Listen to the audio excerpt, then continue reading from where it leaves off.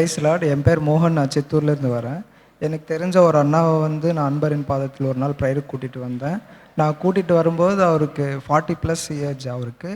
அவருக்கு கல்யாணம் ஆகலை. ஆண்டவரை தெரிஞ்சிக்காத ஒரு அண்ணா. அவரை ரொம்ப கட்டாயப்படுத்தி தான் நான் இங்கே கூட்டிகிட்டு வந்தேன். இங்கே கூட்டிகிட்டு வந்ததுக்கு அடுத்து அங்கிள் ப்ரேயர் பண்ணார். ப்ரேயர் பண்ணதுக்கு அடுத்து இப்போ அவர் ரட்சிக்கப்பட்டார். ரட்சிக்கப்பட்டதுக்கு அடுத்து அவருக்கு கல்யாணம் ஆயிடுச்சு. இப்போ 2 பசங்க இருக்காங்க. எங்கே பார்த்தாலும் என்ன சொல்லுவார்னா, இந்த தம்பி என்னை ப்ரேயருக்கு கூட்டிகிட்டு போனால் அதனால் நான் ரட்சிக்கப்பட்டேன், இப்போ நான் ஹாப்பியாக இருக்கேன் அப்படின்னு சொல்லுவார். ஆண்டவருக்கு ஸ்தோத்திரம். பரிசுத்த நாமத்திற்கு ஸ்தோத்திரம். நான் ஜூன் மாதம் ட்ரெயினில் ஏறுறப்ப கால் ஒன்று உள்ளே மாட்டிக்கிச்சு, ஒன்று வெளியே மாட்டிக்கிச்சு. அதுக்கப்புறம் நான் குதிச்சு உள்ளே போயிட்டேன். அதுக்கப்புறம் எனக்கு காலில் அடிபட்டு அதில் கொஞ்சம் வீக்கம் இருந்துச்சு. அதுக்கப்புறம் நான் அதை ஒரு ட்ரீட்மெண்ட்டுக்காண்டி போனப்போ தெரப்பி வச்சாங்க காலுக்கு. அது ஒரு 3 நாள் வச்சேன். அவங்க சொன்னாங்க ஆரம்பத்திலேயே, நீங்கள் இது வைக்கிறப்ப உங்களுக்கு காய்ச்சல் வரும், சளி தொல்லைங்க இருக்கும், நீங்கள் அதெல்லாம் பயப்படாதீங்க, ஒரு 5 நாளைக்கு இருக்கும், அதுக்கப்புறம் இருக்காது சொன்னாங்க. ஆனால் எனக்கு 5 மாதத்துக்கு மேலேயே இருந்தது. ஆனால் அது எனக்கு வாந்தி, டெய்லி சாப்பிட்ட உடனே நைட்டு வாந்தி, அப்புறம் சளி கூழாங்கல் மாதிரி அப்படியே உருண்டையாக மூச்சு குழாயில் அடைச்சிரும். ஏன் இருக்கிறோன்ற மாதிரி ஒரு எண்ணத்தில் ரொம்ப கஷ்டப்பட்டேன். அப்போ எனக்கு வேறு வழியே தெரியல, நம்மளுக்கு அடைக்கல பட்டனான்னு இந்த இதுக்கு தான் நம்ம நோயிலேருந்து ஆண்டவர் நம்மளுக்கு விடுதலை தரணும் சொல்லி வேண்டிட்டு பொறுத்தனையோட போனேன். ஐயா ஜெபம் பண்ணி அமிச்சார். உடனே அந்த நைட்டு எனக்கு அந்த வாமிட் அவ்வளோ நாள் இருந்தது நின்றுடுச்சு. இன்றைக்கி நல்லபடியாக எனக்கு மூச்சு விட்டு நல்ல நைட்டு தூங்குறதுக்கும் இருமலே இப்போ சுத்தமாக கிடையாது. ஐயா கண்டி நன்றி அப்பா.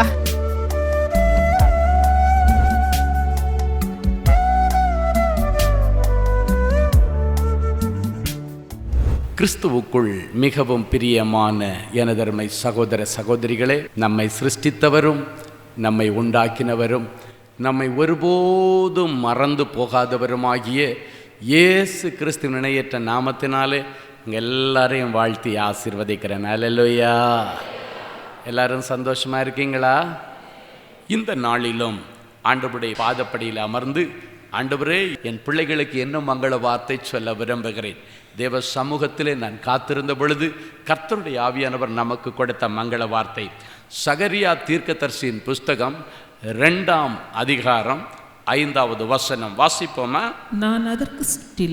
நான் அதற்கு சுற்றிலும் அக்கினி மதிலாயிருந்து அதன் நடுவில் மகிமையாய் இருப்பேன் என்று கர்த்தர் சொல்லுகிறார். சுற்றிலும் அக்கினி மதிலை எழுப்பி அதன் நடுவில் வீற்றிருந்து மகிமையான காரியங்களை செய்வேன். எப்பொழுது உன் வீட்டிலே ஆண்டவர் போடுகிற அக்கினி வேலி நிரந்தரமாக இருக்கும், தேவ மகிமை உன் வீட்டை விட்டு எடுக்கப்படாமல் இருக்கும் என்பதை குறித்து சில காரியங்களை கற்று அதை பயிற்சி செய்யும் பொழுது உங்கள் வீட்டுக்குள்ளால் எந்த தீய சக்திகளும் இனி பிரவேசிக்க முடியாது. தரித்திரத்தின் ஆவிகள் உள்ள வர முடியாது. கடன்களை கொண்டு வருகிற ஆவிகள் உள்ள வர முடியாது.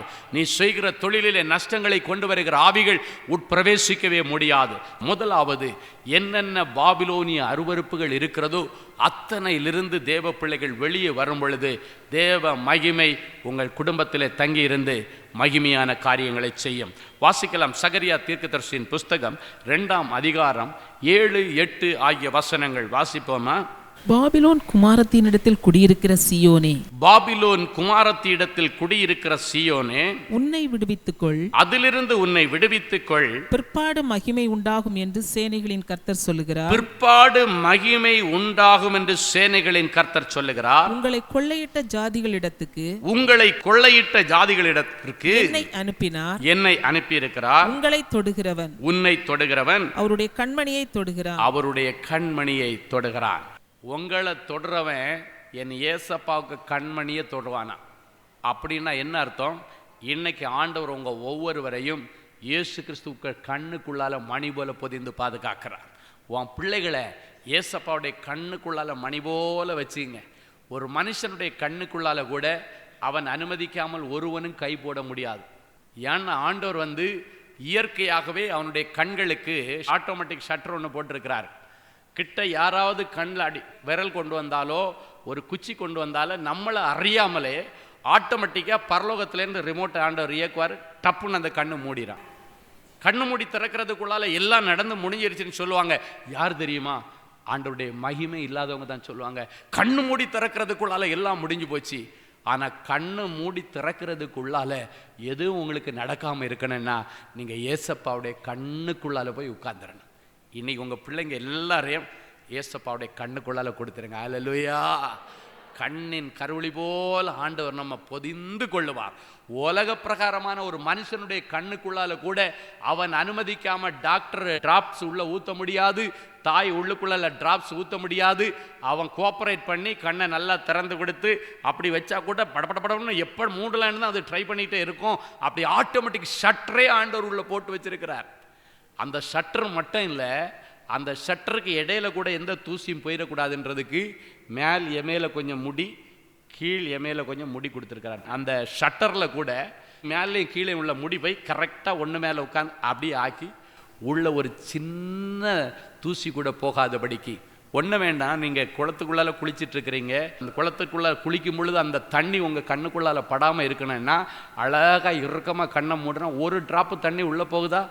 யோசித்து பாருங்க, போக முடியாது. காரணம் என்னன்னா அந்த இமைகளோட முட்டிகள் கூட நெருக்கமாக அப்படியே வந்து ஒரு டிராப்பு தண்ணி உள்ளே போகாத அளவுக்கு ஆண்டவர் அந்த கண்ணை சிருஷ்டிக்கும் பொழுது நல்ல சேஃபாக சிருஷ்டிச்சுக்கிறார். ஏன்னா வேதம் சொல்லுகிறது, ஒரு மனுஷனுடைய கண்கள் தெளிவாக இருந்தா அவனுடைய சரீரம் முழுவதும் தெளிவாக இருக்குமா, இல்லைன்னா அவனுடைய வாழ்க்கையே இருண்டு போகுமா. அதனால தான் பார்வை இல்லாத அந்த மனுஷன் சொல்றான், ஆண்டவரே நான் பார்வை அடைய வேண்டும், என் கண்ணை மட்டும் திறந்து விட்டா போதும் ஆண்டவரே, நான் பிழைச்சுக்குவேன், நான் பிச்சை எடுக்கிறேன். இன்னைக்கு எனக்கு நீங்க செல்வங்களை தர வேண்டாம், பொக்கிஷம் தர வேண்டாம், பொன்னையும் பொருளையும் தர வேண்டாம், என் கண்ணை மட்டும் திறந்து விட்டுருங்க, நான் பிழைச்சுக்குவேன். நான் இப்படி அவமானமா தெருவில் நின்று பிச்சை எடுக்க வேண்டிய அவசியம் இல்லை. ஆண்டவருடைய கண்களை திறந்து விட்டா அவன் லைஃப் பிரகாசமாய் மாறினது. ஹல்லேலூயா. என் அன்பு தேவ பிள்ளைகளை, இன்றைக்கு இயேசு கிறிஸ்துடைய கண்ணுக்குள்ளாலே நீங்க மணி போல பொதிந்து பாதுகாக்கப்படும்படி இன்றைக்கு ஆண்டவர் சொல்றாரு, உங்களை கொள்ளையிடுகிற ஜனங்களிடத்திலே ஆண்டவராகிய இயேசு கிறிஸ்து அனுப்பப்பட்டார். பிதாவாகிய தேவன் நம்மேல் வைத்த அன்பினாலே நம்மை கொள்ளையிடுகிறவர்கள், நம்மை அழிக்கிற பிசாசுகள், நம்மை அழிக்கிற தீய சக்திகள், நம்மை அழிக்க விரும்புகிற தீய மனுஷர்களிடத்திலிருந்து உன்னை பாதுகாப்பதற்காகத்தான் இயேசு கிறிஸ்து அனுப்பினார். அவருடைய கண்ணுக்குள்ளால நீ இருந்தா ஒருவனும் உன்னை தொட முடியாது. ஹல்லேலூயா. என் அன்பு தேவ பிள்ளைகளே, அந்த இயேசு கிறிஸ்து மகிமையின் ராஜா உங்க வீட்டில் இருக்கணும்னா நீங்க எல்லா பாபிலோனிய அருவருப்புகளிலிருந்து வெளியே வரணும்னு சகரியா தீர்க்கதரிசி சொல்லுகிறான். பாபிலோன் குமாரத்தி இடத்திலே குடியிருக்கிற சீயோனே, அதிலிருந்து உன்னை விடுவித்துக்கொள், பிற்பாடு மகிமை உண்டாகும் என்று சேனைகளின் கர்த்தர் சொல்லுகிறார். உன் குடும்பத்தில் மகிமையான நல்ல காரியங்கள் நடக்கணும், மகிமையான ஒரு அரசாங்க உத்தியோகம் கிடைக்கணும், மகிமையான வல்லமையின் வரங்கள் உனக்குள்ளால செயல்படணும், மகிமையான அபிஷேகம் உனக்குள்ளால தங்கி இருக்கணும். இதெல்லாம் நம்ம விரும்புகிறோம். அதை எப்படி தக்க வைத்துக் கொள்வது? எந்தெந்த அருவருப்புகளிலே நீங்கள் சிக்கி இருக்கிறீர்களோ அதிலிருந்து நீங்கள் வெளியே வராத வரைக்கும் ஆண்டவருடைய மகிமையை நீங்கள் பார்க்க முடியாது. ஏதோ பொல்லாத ஆவிகள் உன்னை இயக்கி கொண்டிருக்கும். அது உன்னை சினிமா தியேட்டருக்கு இழுத்துட்டு போகும். அந்த ஆவி உனக்குள்ள இருந்தா உன்னை ஒயின் ஷாப்புக்கு கூட்டிட்டு போகும். அந்த ஆவி உனக்குள்ள இருந்தா தேவையில்லாத இன்டர்நெட் சென்டருக்கு உன்னை கூட்டிட்டு போகும். தேவையில்லாத தொடர்புகளிலே உன்னை கொண்டு போய் சிக்க வைக்கும். தேவையில்லாத மனுஷரிடத்தில் உள்ள அந்த தொடர்புகளிலே உன்னை கொண்டு போய் ஒரு நேரத்தில் உன்னை அழித்து போட்டுவிடும். உன்னுடைய செல்வங்கள் எல்லாம் நீ அழித்து போடுவாய். மதுபானத்திலே கொண்டு போய் உன் செல்வத்தை அழித்து, வேசிகளிடத்திலே கொண்டு போய் உன் செல்வத்தை அழித்து, உன்னை தெருவிலே கொண்டு வந்து பிச்சைக்காரனாய் மாற்றிவிடும் உன்னை அழிக்கிற தீய சக்திகள். எனவே அவற்றிலிருந்து நீயும் உன் குடும்பமும் பாதுகாக்கப்பட வேண்டுமானால் முதலாவது அதிலிருந்து நீங்கள் வெளியே வருவதற்கு முயற்சி எடுக்க வேண்டும். ஒரு ஆபத்தான இடத்துல ஒரு ஆடு சிக்கிட்டுன்னா அங்கிருந்து அது குரல் கொடுத்தாதான் எனக்கு தெரியும் இப்படி ஒரு இடத்துல என்னுடைய ஆடு சிக்கி கிடக்கிறது. இன்னைக்கு குரல் கொடுப்பாரும் இல்லை, பண்ணி உயரத்தில் உழலுகிறது போல அந்த பாவ பழக்கத்திலே உழந்து கொண்டு இருக்கிறீர்கள். மதுபானங்களை குடித்து விட்டு வருகிற வழியிலே தரையில சேத்துல விழுந்து கிடக்கிறீர்கள். நான் அநேகரை பார்க்கிறேன், கார்ல போகும்பொழுது பார்த்தா அப்படியே அழகா பேண்ட் ஷர்ட்டை போட்டு நல்லா இருப்பாங்க, குடிச்சு வரைச்சி நிதானம் இல்லாம கீழே விழுந்து கிடப்பாங்க. மொய்த்து கொண்டு இருக்கிறதை பார்க்கிறேன். யோசித்து பாருங்க. நாம் ஒவ்வொருவரும் ஆண்டவராகிய இயேசு கிறிஸ்து தங்குகிற ஆலயம் என்று வேதம் சொல்லுகிறது. ஆண்டவர் தங்குகிற ஆலயத்தை நம்ம ஈமொய்க்க விட்டேன்னா அதை விட கேவலம் என்ன இருக்கு? ஒருவர் இந்த ஆலயத்தை கெடுத்து போட்டால் கர்த்தர் அவனை கெடுத்து போடுவார். என்னென்ன பாபிலோனிய அருவருப்புகள் உங்ககிட்ட இருக்கோ அதுலேருந்து இன்னைக்கு நீங்க வெளியே வரணும். வந்தாதான் உன் குடும்பத்தில் மகிமை உண்டாகும். வேதம் சொல்லுகிறது பிற்பாடு மகிமை உண்டாகும் என்று சேனைகளின் கர்த்தர் சொல்லுகிறார். அப்படின்னா முற்பாடு என்ன? விடுதலை, ரட்சிப்பு, பாவ மன்னிப்பு, சுத்திகரிப்பு. இன்றைக்கு உங்களை பரிசுத்தம் பண்ணிக்கொள்ளுங்கள், நாளைக்கு நீங்க எதிர்பார்க்கிற அற்புதம் நடக்கும். கர்த்தர் சொல்லுகிறார். இன்றைக்கு பாபிலோனிய அருவருப்பிலிருந்து நீங்க வெளியே வந்து பாருங்க, நாளைக்கு மகிமையான நல் விசேஷங்கள் உன் குடும்பத்தில் பேசப்படும். மகிமையான நல்ல காரியங்கள் உன் குடும்பத்தில் நடக்கும். ஆண்டவர் சொல்லுகிறார் பிற்பாடு மகிமை உண்டாகும். மகிமை உண்டாகும். மகிமையான நல்ல காரியங்கள், மகிமையான விசேஷங்கள், மகிமையான விடுதலை, மகிமையான சுகம் பிற்பாடு தான். முற்பாடு என்னன்னா பாபிலோனிய அருவருப்பில் இருந்து விடுதலை. இந்த வசனத்தில் ஆண்டவர் தெளிவாக சொல்கிறாரு, பாபிலோனிய ஸ்திரீடத்தில் குடியிருக்கிற சீயோனே. அப்படின்னா ஒரு பாவம் முதலாவது நம்ம போய் தொட்டுக்கிட்டு வருவோம், அதன் பிறகு குடியிருக்க வைத்து விடும். சிலர் சொல்றத பார்த்துருக்கிறோம். சும்மா தான் ஒரு நாள் போன இந்த ஸ்திரீ இடத்துல கடைசியாக வேற வழி இல்லாமல் அவளுக்கு வீடே எடுத்து கொடுத்து அவளுடைய தேவையான எல்லாத்தையும் நான் சந்திக்கப்பட வேண்டிய சூழ்நிலைக்கு நேராக, மிரட்டலுக்கு நேராக நான் தள்ளப்பட்டேன் என்று எத்தனையோ வாலிபர்கள் வந்து புலம்பி கவுன்சிலிங் வந்திருக்கிறாங்க தெரியுமா? சும்மா தான் என் நண்பன் சொன்னான்னு சொல்லிட்டு அவளிடத்துல ஃபோனில் பேசிட்டு இருந்தேன். கடைசி அது விபரீதத்தில் மாறி இன்னைக்கு அவளுக்கு தனியாக வீடு எடுத்து செட்டில் பண்ணி அவளுக்கு நான் தேவையான எல்லாத்தையும் சந்திக்க வேண்டிய ஒரு சூழ்நிலை.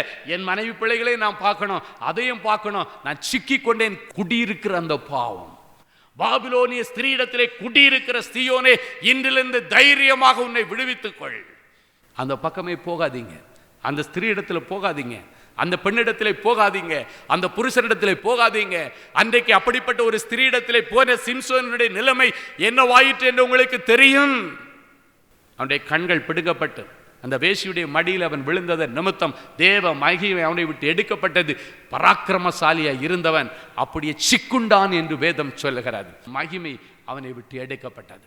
என் அன்பு சகோதரனை, சகோதரியே, இன்னைக்கு அப்படிப்பட்ட தீராத பயங்கரமான உறவுகளில் நீங்கள் சிக்கியிருந்தா, வாலிப தம்பி தங்கச்சி ஏதோ ஒரு பையனிடத்தில் சிக்கியிருந்தா, உன் லைஃப் நல்லாகணும்னா, உன் லைஃப்பில் மகிமையான நல்ல காரியம் நடக்கணும்னா இன்றைக்கு அதிலிருந்து உன்னை விடுவித்துக்கொள்.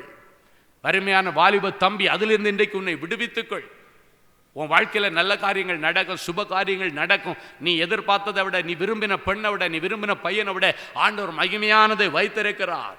வேதம் சொல்லுகிறது, நீ நினைக்கிறதற்கும் வேண்டிக் கொள்ளுகிறதற்கும் மிகவும் அதிகமாய் உனக்குள்ளே கிரியை செய்கிற ஆண்டவர் நம்முடைய ஆண்டவர். வாலிப பிள்ளைகளை 20 வயசு, 24 வயசு, 27 வயசு, 29 வயசு வரைக்கும் ஒரு தாயின் தகப்பனை நம்பிக்கையோடு வளர்க்கிறார்கள். அந்த பிள்ளைகளுடைய சுப காரியங்களை செய்து பார்க்க வேண்டும் என்று ரொம்ப ஆசையோடு வளர்க்கிறாங்க. நிறைய பிள்ளைகள் வளர்ந்து வருகிற நாட்களிலே தாய் தகப்பனுடைய அந்த உரிமையை கையில் எடுத்துக்கொண்டு அவங்களே பொண்ணை பார்த்து, அவங்களே கல்யாணம் பண்ணி, அவங்களே ரெஜிஸ்டர் பண்ணிட்டு, அவங்களே லைஃப் நடத்தி, எல்லாம் இடிந்து போன நிலைமையிலே அழுது கொண்டு தாய் தகப்பனிடத்திலே வருகிறார்கள். எத்தனை கொடுமை இன்றைக்கு நாட்டிலே நடந்து கொண்டிருக்கிறது. காரணம் என்ன தெரியுமா? காலத்துக்கு முன்னால எதையும் நீங்கள் ருசிக்கவோ எடுத்துக்கொள்ளவோ முயற்சிக்காதிருங்க. அந்தந்த காலத்துக்குரியது அந்தந்த காலத்தில் ஆண்டவர் கொடுப்பார். அதுக்கு முன்னால எதை ஒருவன் எந்த நேரத்தில் எடுத்துக்கொள்ள விரும்புகிறானோ அவன் வாழ்க்கையில விபரீதங்கள் வரும். அதன் நிமித்தம் உலக வாழ்க்கையில விபரீதங்கள் மாத்திரமல்ல, உன்னதமான தேவனுடைய உன்னத பீடத்தை நாம் இழந்து விடுவோம். தேவன் நமக்காக ஆயத்தம் பண்ணி வைத்திருக்கிற அந்த உன்னதமான கிரீடத்தை நாம் இழந்து விடுவோம். தேவன் நமக்காக கட்டி வைத்திருக்கிற சிங்கார மாளிகையை நாம் இழந்து போவோம். இன்றைக்கு ஏதோ ஒரு ஸ்திரீடத்திலே மயங்கி விழுந்தால், இன்றைக்கு ஏதோ ஒரு அருவருப்பான ஒரு பாக்கு பழக்கத்திலே நீ விழுந்து விட்டால், அருவருப்பான ஒரு சிகரெட்டை பிடிச்சிட்டு அலைஞ்சியன்னா சிங்கார மாளிகையின் மகிமை இழந்து விடுவோம். நாம் இந்த உலகத்தில் வாழ்கிறது மிஞ்சி போனா 100 வருஷமா இருக்கலாம். ஆனாலும் வேதம் சொல்லுகிறது 70 வயது பலத்தின் மிகுதியால 80 வயது.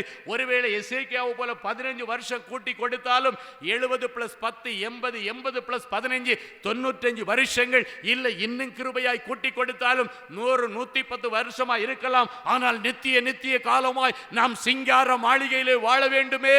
அந்த சிங்கார மாளிகையை பாபிலோனிய ஸ்திரீடத்திலே விற்று போடாதே.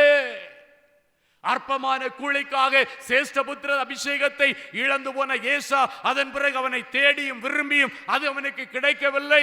இன்றைக்கு மனம் திரும்புங்கள். தேவனுடைய ராஜ்யம் சமீபமாக இருக்கிறது.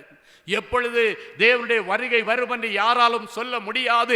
ஆண்டவருடைய ரகசிய வருகைக்காக எப்பொழுதும் தேவனுடைய பிள்ளைகள் ஆயத்தமாக இருக்க வேண்டும். தேசத்திலே நடக்கிற சம்பவங்களை பார்க்கும் பொழுது இரண்டாம் வருகைக்கான அறிகுறிகள் எல்லாம் இதோ நடக்க ஆரம்பித்து விட்டன. எந்த நேரத்திலே இரண்டாம் வருகை இருக்கும் என்று சொல்ல முடியாது. ஒருவேளை இரண்டாம் வருகை தாமதிக்குமானாலும் கூட நம் ஒவ்வொருவருக்கும் தனிப்பட்ட வருகை என்கிற மரணம் என்கிற வருகை ஒன்று உண்டு. அது எந்த நிமிடத்தில் வேண்டுமானாலும் சம்பவிக்கலாம். இந்த உலகத்தில் நீங்கள் கண்ணை மூடினா, நீங்க சிங்கார மாளிகையிலே கண்ணை திறக்க வேண்டுமானால் எல்லா பாபிலோனிய அருவருப்புகளில் இருந்தும் ஸ்திரீகளிடம் நீ வெளியே வர வேண்டும். நீ வெளியே வந்தீங்கன்னா குடும்பம் பிழைச்சிருக்கும். நீங்க குடும்பமா சிங்கார மாளிகையில மேலே இருக்கணும். ஏதோ அப்பா மட்டும் இருந்தாங்க, இல்லைன்னா அம்மா மட்டும் மனைவி மட்டும் இருந்தாங்க, பிள்ளைங்க இல்லை, அப்படி இல்லை. நீங்க இருக்கணும், உங்கள் பிள்ளைங்க இருக்கணும், உங்கள் அப்பா அம்மா இருக்கணும், உங்கள் பேர பிள்ளைங்க இருக்கணும். எல்லாரும் ஆண்டவர் நமக்காக ஆயத்தம் பண்ணி வைத்திருக்கிற அந்த சிங்கார மாளிகை சுதந்திரிச்சிங்கன்னா அதை விட நமக்கு பாக்கியமோ பேரோ வேற ஒன்றும் கிடையாது. அதற்காகத்தான் இந்த பூமியிலே நாம் வந்திருக்கிறோம். ஒரு டூர் வந்த மாதிரி தான் நாம் வந்திருக்கிறோம். இந்த டூருக்கு ஒரு முடிவு உண்டு. ஒவ்வொருவரும் ஒரு பயணத்திலே தான் நாம் இருந்து கொண்டிருக்கிறோம். ஒரு டிராவலில் நாம் இருந்து கொண்டிருக்கிறோம். இவ்வுலக யாத்திரை, இவ்வுலக பாடுகள் எல்லாம் கொஞ்ச நாட்கள். நித்திய காலமாய் ஏசப்பாவோடு காலத்தை செலவழிக்கணும். அங்கே பசி இல்லை, பஞ்சம் இல்லை, பட்டினி இல்லை, பொறாமை இல்லை, எரிச்சல் இல்லை, வன்கண் இல்லை. எப்போதும் ஏசப்பாவுடைய கரத்தை பிடிச்சிட்டு பொற்றளை வீதியிலே உலாவிக்கிட்டே இருக்கலாம், சிங்கார மாளிகையிலே உலாவிட்டே இருக்கலாம். அங்கே எல்லா வசதிகளும் உண்டு. இந்த உலகத்தில் இருக்கிறதை காட்டிலும் பல கோடி மடங்கான செல்வங்களும் ஆசீர்வாதங்களும் சந்தோஷங்களும் சிங்கார மாளிகையில் ஆண்டவர் நமக்காக வைத்திருக்கிறார். என் அன்பு சகோதரனே, சகோதரியே, இந்த தேவ மகிமை ஒரு மனுஷரை விட்டு எடுக்கப்படும் பொழுது பிசாசனுடைய வல்லம் அவனுக்குள்ளால் வந்து அவனுடைய வாழ்க்கையை சீரழித்து போகிறது. எனவே இன்றைக்கு முதலாவது நம்ம எடுக்க வேண்டிய தீர்மானம், பாபிலோனிய அருவருப்புகளிலிருந்து வெளியே வரணும். ஒருவேளை உங்களுக்கு ஃபேஸ்புக்கு பாபிலோனிய அருவருப்பாக இருக்குதா, அது உங்களால் சரியாக கையாள முடியலையா, அதை பயன்படுத்த வேண்டிய விதத்தில் பயன்படுத்த முடியலையா, உடனே அதை டீஆக்டிவேட் பண்ணிடுங்க. உங்களுக்கு சரியாக அதை இயக்க முடியுது, நீங்கள் தேவையில்லாததுக்குள்ளே போகலைன்னா இதுக்கு மேலே உங்களுக்கு ஃபேஸ்புக்கு தேவையில்லை. இன்டர்நெட் உங்களால் சரியாக பயன்படுத்த முடியலையா, மெயில் செக் பண்ணுறதுக்கோ அவசரத்துக்கான சரியான காரியங்களுக்கு மட்டும் பயன்படுத்த முடியாமல் எங்கேயோ நீங்கள் போயிட்டுருக்கிறீங்களா, உங்களால் அது கட்டுப்படுத்த முடியலையா, இன்றைக்கி இன்டர்நெட்டே உங்களுக்கு வேண்டாம். இன்டர்நெட் இல்லைன்னாலும் பரவாயில்ல, பரலோகத்தில் உனக்கு இடம் வேணும். இந்த உலகத்தில் உனக்கு வாட்ஸ்அப்போ ட்விட்டரோ இல்லைன்னா ஃபேஸ்புக்கோ ஒன்றும் இல்லைன்னா உலகத்தில் எல்லாரும் சொல்லலாம் ஒன்றும் தெரியாத பைத்தியக்காரின்னு. இந்த உலகத்தில் நீ பைத்தியக்காரியாக இருக்கலாம். கிறிஸ்துவுக்காக பைத்தியக்காரனை மாறினீங்கன்னா அப்போஸ்தலனாய் பவுல் சொன்னது போல் நீங்கள் சொல்லலாம், நான் கிறிஸ்துவுக்காக பைத்தியக்காரனாய் மாறிவிட்டேன். எனவே தான் கடைசியாக சொல்ல முடிந்தது, நல்ல போராட்டம் போராடினேன், விசுவாசத்தை காத்து கொண்டேன், எந்த ஓட்டம் ஜெயத்தோடு கூட முடிந்தது. ஹல்லேலூயா. ஆமாப்பா, சிங்கார மாளிகையில் எங்களுக்காக நீர் வைத்திருக்கிற அந்த மகிமையான மேன்மையையும் அந்த ஜீவ கிரீடத்தையும் இங்க இருக்கிறதுலே ஒருவர் கூட இழந்து விடாதபடி எந்தெந்த பாபிலோனிய அருவருப்புகளிலே என் பிள்ளைகள் சிக்கிக் கொண்டிருந்தால், எந்த குடிவரியிலே என் பிள்ளைகள் இருந்தாலும், எந்த புகைப்பழக்கத்திலே என் பிள்ளைகள் இருந்தாலும், எந்த பாக்கு பழக்க வழக்கங்களில் இருந்தாலும், எந்த தீய வேசித்தனத்தில் என் பிள்ளைகள் சிக்கி இருந்தாலும், கண்களினிக்கையிலே சிக்கி இருந்தால், தயவு செய்து அதிலிருந்து இன்றைக்கு என் பிள்ளைகளை நீர் விடுவியும். இவர்கள் பிள்ளைகள் ஒவ்வொருவரையும் இன்றைக்கு பரிசுத்தவான்களாய் பரிசுத்தவாட்டியாய் நீர் மாற்றும் ஆண்டவரே. ஒரு நாளும் தேவ மகிமை என் பிள்ளைகள் இழந்து விடாதபடிக்கு, பரலோக மேன்மை என் பிள்ளைகள் இழந்து விடாதபடிக்கு, இவ்வுலகத்தின் சிற்றின்பங்களில் இருந்து என் பிள்ளைகளுக்கு விடுதலையை தாரும். அதிலிருந்து ஒரு ஜெயத்தை என் பிள்ளைகளுக்கு இன்றைக்கு நீர் தருவீராக. என் பிள்ளைகள் எந்தெந்த புது புது கண்டுபிடிப்புகளிலே சிக்கி உங்களை விட்டு தூர விலகிட்டே இருக்கிறாங்க, அத்தனை கண்டுபிடிப்புகளில் இருந்து என் பிள்ளைகளை நீர் வெளியே கொண்டு வாருமாடும். தேவ மகிமை என் பிள்ளைகளை மூடட்டும். என் பிள்ளைகளை தொடுகிறவர் உம்முடைய கண்மணியே தொடுகிறான் என்று சொன்னீரேன்.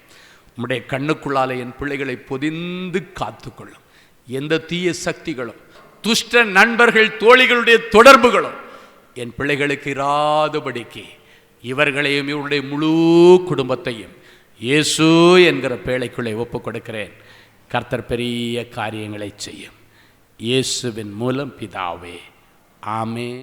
அன்பு தேவனுடைய பிள்ளைகளே, இந்நிகழ்ச்சியின் மூலம் நீங்கள் பெற்றுக்கொண்ட ஆசீர்வாதங்களையும் உங்கள் ஜெப விண்ணப்பங்களையும் அனுப்ப வேண்டிய முகவரி: தேவனின் அன்பு ஊழியங்கள், எண் 340B பார் 1A 3B1 Vinayak avenue, OMR road, Okkiyam, Thoraipakkam, Chennai 600097. இது இந்தியன் ஆயில் பெட்ரோல் பங்க் எதிரில் அமைந்துள்ளது மற்றும் காக்னிசன்ட் டெக்னாலஜி சொல்யூஷன்ஸ் அருகிலும் அமைந்துள்ளது. மின்னஞ்சல் prayer@godsloveministries.co.in.